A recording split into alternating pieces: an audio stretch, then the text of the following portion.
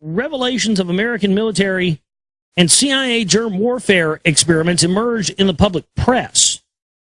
Surprisingly, many of those experiments were conducted in U.S. cities and were directed against U.S. citizens. In the 1950s, for example, a germ fog had been sprayed by a Navy ship at San Francisco, according to the Los Angeles Times. In an experiment designed to determine both attack and defense capabilities of biological weapons, a Navy ship blanketed San Francisco and its neighboring communities with a bacteria-laden fog for 6 days in 1950, according to U.S. military records. The records contain the conclusion that nearly every one of San Francisco's 800,000 residents was exposed to the cloud released by a Navy ship steaming up and drawn just outside the Golden Gate. The aerosol substance released by the ship contained a bacteria known as Serratia, which was believed to be harmless by the military at the time, but which has been found since to cause a type of pneumonia that can be fatal. Which sounds like the same similar stuff they're putting in the chemtrails, you know. People have died from these mysterious respiratory illnesses that the doctors claim they don't know, they know nothing about, they've never seen. Yeah, right. You know, people go into these upper respiratory infections and stuff from chemtrails, obviously, and they're saying, oh, we don't know what this is. We've never seen this before. And the next thing you know, your daughter's dead. Same stuff, man. They've been testing stuff on us and continue to test stuff on us and have for years. It's never stopped. People act like these, testing stuff on human populations are isolated incidents. It's no isolated incident. It's an ongoing program. The LA Times added that at least 12 people who were hospitalized around that time for Serratia pneumonia, one of them died, and that was just the beginning. The Army disclosed that it had conducted 239 open-air tests between 1949 and 1969. Of those, 80 were admitted to have contained actual germs. The tests were directed at Washington, D.C., New York City, Key West, Panama City, Florida, and San Francisco.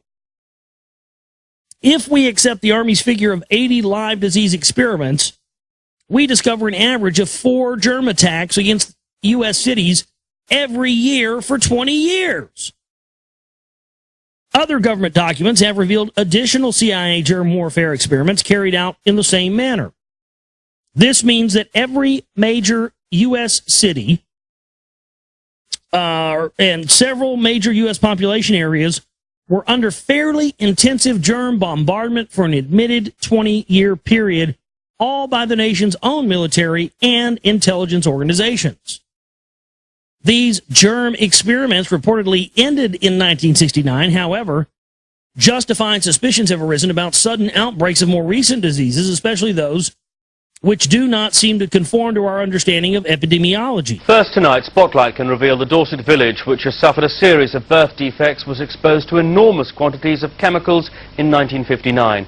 Families in East Lulworth are already demanding a public inquiry into germ warfare tests carried out in the 60s. Now documents show chemicals were dumped by aircraft over Dorset in quantities that were up to 1,000 times greater than the rest of the country. Our environment correspondent Simon Hall has this exclusive report. The aim of the airborne tests was the same as those carried out from ships, to examine how vulnerable Britain was to a germ warfare attack. This, though, is the first time a chemical known to be toxic was used, zinc cadmium sulfide.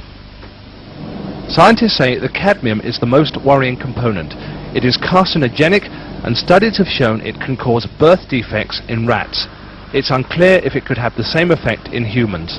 Its health effects include damage to the lungs, kidneys, and to the liver, and also cancer of the lungs and prostate have been found. The test was carried out in August 1959. A plane flew above the North Sea, then along the English Channel, spraying the chemical. Typical numbers of particles detected were 0, 1, 8, 12, and a maximum of 38. But when the plane reached the end of its track, something happened.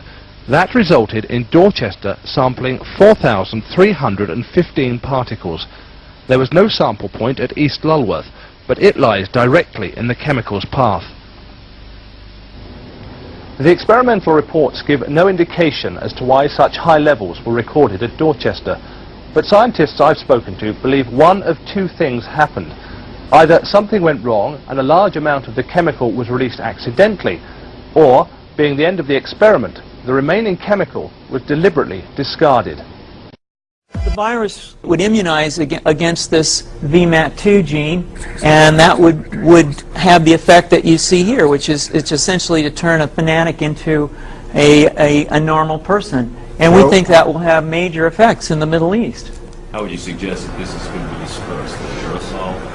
Well, so the present plan and the tests that we've done so far have used respiratory viruses such as flu or rhinoviruses, and we believe that that's a satisfactory way to get the exposure of the largest part of the population. Most of us, of course, have been exposed to both of those viruses, and we're quite confident that this will be a very successful approach. This is fascinating. What's the name of this proposal?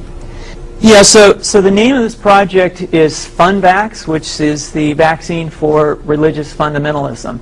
And you have a proposal already?